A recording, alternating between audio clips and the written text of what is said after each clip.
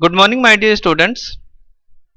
Now, before starting the first lesson in your computer subject, the computer system overview, I would like to give you an overview that how you will perform the complete academic session smoothly.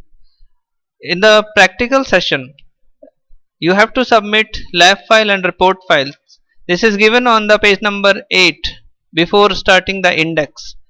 In this it is given lab test 12 marks, report file and viva file 10 marks and project file. So in this completely I would like to give you a very rough idea that you have to prepare two files simply. First file for half yearly, second file for annual. In annual you will submit the final project file. Everything I will guide you. I will give you the instruction details how you will prepare the file, what will be the first page, how you will manage the page. Everything I will give you the ideas. During the half yearly period, you have to prepare one assignment file. In this few programs will be there. According to the session I will explain all the things. And in project file only one project will be there, means only one software type program will be there, that you have to use if else conditions, for loop, while loop, whatever you want you can use in this project file. Everything I will tell you that what you have to make. Everything is given in your book. Now for the 70 marks theory you will write in your exam, you have to clear this theory paper separately and the practical papers separately. Means don't think you are getting in practical 24 marks and in theory you are getting only 6 or 7 marks, then you will clear the paper. No, you have to pass practical separately, you have to pass theory separately, and then after it will be added and you will get the marks. Now come to the today's class, computer system overview. Basically in this computer system overview, this is very easy lesson and everything you know, but you have to frame your knowledge according to the writing pattern. Don't write anything else like a small kid. What is computer system and its component? So one by one I will discuss everything thoroughly and you know all these things. Simply you have to recall all these things. Computer components and basic computer organization. In this input unit is there. It is responsible for taking input for the computer, and the attached devices in the computer is called input unit. So there are different types of input units according to our need, the work which we are going to perform in our computer system. According to that we will choose the input system. Let's example, we are going to give some written instructions, then we will give it through keyboard. If you are willing to give something through voice, it is from mic. If you are giving any picture, then it will be through camera or any other scanner device also it may be. So whatever the device you are choosing for giving instruction to the computer, that is called input device. And in combination all these things are attached to the computer, then it is called input unit. Output unit, this is responsible for giving output from the computer. This is also of different types and it may vary according to the needs of the user. For example, if you want output only for visual purpose, then you can use VDU. This is visual display unit. Visual display unit is nothing harder anything. It is a monitor that you are using this time. You may have monitor in your mobile phone, you may have monitor in your computer system or in laptop system, in desktop. So whatever that monitor which is displaying you the output, that is called output unit in visual form, visual display unit. If you want output on paper, then you can use printer. You can manage your data, you can prepare something and you can take printout of that particular data. If you want to listen something, for listening your video and your printer will not work. For listening purpose you need speakers, but it is coming from computer, out of the computer. So this is called output unit also in a visual in a audio form. So like this there are several forms and according to the user's need we are choosing the output units. Central processing unit, basically CPU, you all know this. It is responsible for processing the data and instructions. It comprises of two types. Means This is only responsible, this is a brain of computer, and it has two different parts. These are arithmetic logic unit.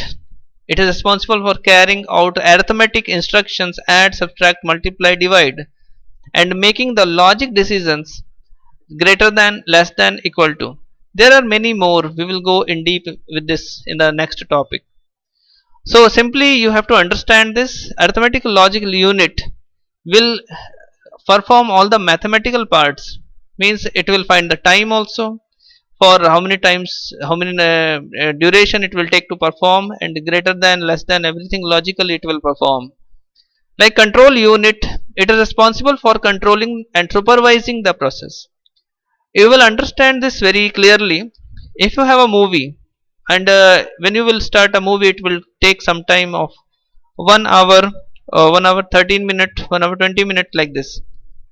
And when you are starting that movie, who will calculate the time? The arithmetic logic unit is responsible for calculating the time, and the control unit is responsible for sustaining the process till that time. Means if a movie is going on, then your speaker should work, your visual display unit should work, your mouse and keyboard should work. So all these things will be controlled by control unit. Now after controlling everything, memory unit is also there in your computer part. The first part is primary memory. It is the internal volatile memory. Volatile memory means as power will be switched off, your memory part will be over, means it will be erased. So as long as electricity is there, it will be there, and instructions are stored during processes. It will store instructions only during the processes. It will not hold the process instructions permanently in the primary memory. And I would like to explain it also that primary memory is of two types, RAM and ROM. Don't be confused that RAM and ROM both are primary memory. Secondary memory is the hard disk, but primary memory is RAM and ROM both, and both are having different parts. We will discuss it later. And in a computer system, whenever we will talk about the memory, whenever the memory term is coming, you have to prefer only primary memory, means RAM, because we are never talking about the secondary memory. If the memory process you are studying, if any kind of data is stored in the memory, you will only focus on the RAM, not the hard disk. The secondary memory, it refers to the external storage devices which provide permanent memory to the computer system, and it may be of different types also, like CD, DVD, and your hard disk, and pen drive also you can use. These are the components, and according to these our computer system is working. Like how? You will ask, how, sir? Now the input unit is a way to give the inputs according to the user's need to the computer. From input unit, data will come to the main memory. Now main memory will have some internal access to this. Main memory will send it to the internal memory. Internal memory means cache memory. It will go to ALU and then control unit. Then it will be processed. After this, it will be sent to the output unit. If you want to store it, then it will be stored, and from storage also it can access the data. So this simple design will tell you that how computer system is working. And every time control unit will access the input unit also. Means if your mouse is connected, if your keyboard is connected, who will control it? Your computer system must have some controlling body to control input unit also. Because if input unit is not having any control, so how will you manage the data coming from the input unit? So this is very important. So control CPU is having the control of input unit as well as output unit. Now computer organization, how these things are connected with each other and how these things are organized. Computer organization refers to the logical structure of the computer, describing how its components are connected to one another. Means you are giving the program data. In program data, how it will come? It is the input unit's work. Then it is going to the storage unit, and the storage unit means cache memory. It will and RAM. Then it will go to the control unit and ALU, and then after it will come to the output. Basically, we are calling this as IPO: input, processing, and output. So input processing output will explain the simple term that we are giving input, then after it will be processing part will be there, and then after output part is there. The CPU central processing unit. Now I would like to discuss this CPU because this is the brain of computer and it controls the computer very efficiently. The CPU is the main control center and processing unit. It is also called brain of the computer as it guides, directs, controls and governs the performance of a computer. Everything it is doing, it will governs, it will direct, it will guide, it will control everything it is doing in the computer system. And it is the main component responsible for the performance of the computer. The CPU has some subcomponents and which will help the process to be carried on. The first is arithmetic logic unit. ALU performs all the four arithmetics: plus, minus, divide and multiply. And some logical units: less than, greater than, equal to, less than equal to, greater than equal to and not equal to. So these are the components which will be performed with the arithmetic logical unit. When two numbers are required to be added, these numbers are sent from memory to ALU where addition takes place and result is put back in the memory. So whenever the data is from coming from outside, it is coming to the memory, then the desired task will be performed, desired operation will be performed, and then after it will send back to the memory. Then after control unit, the control unit controls and guides the interpretation. Means whatever the data is coming, it will control, it will guide, it will understand, and according to the need of the user, it will give the desired input or output device to be worked. Now flow and manipulation of the data and information. It will enhance, it will control the flow and manipulation of the data. The CU sends control signal until the required operations are done properly by ALU and memory. CU will send the signal until and unless the ALU and the memory part is just overcoming the data, it is finished or not. Its other main function is program execution. Only control unit is not only controlling the things, its main function is to execute the processes. It is responsible for sequential execution of the process present in the memory. Means whatever the processes are there, it will manage it in a sequence and it will give you the sequential execution of that particular process. Then registers. Registers are also memory units, but it is very small in size. Registers or processor registers are small units of the data holding places. The CPU uses registers to temporarily hold some important processings. Means the CPU is working, CPU will take some data, but it needs some place to store some small amount of data, that is called registers. Information during the time the processing is taking place, CPU may store some part of data or some memory address or some instruction in its processor registers. Means it will hold the small bit of memory which is going on, and then after its execution it will flush the memory and our memory is again available for the new work.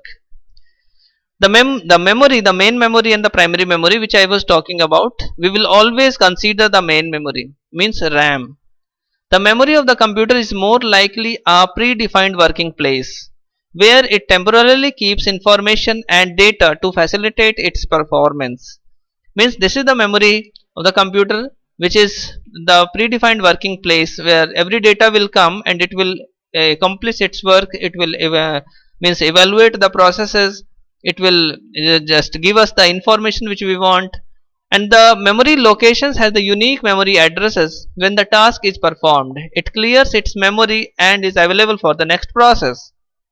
So you can see downside one diagram I have shown to you. Our memory part will be divided in small sections. Downside you can see here nibble is written. What do we mean by nibble? Just after this point you will understand.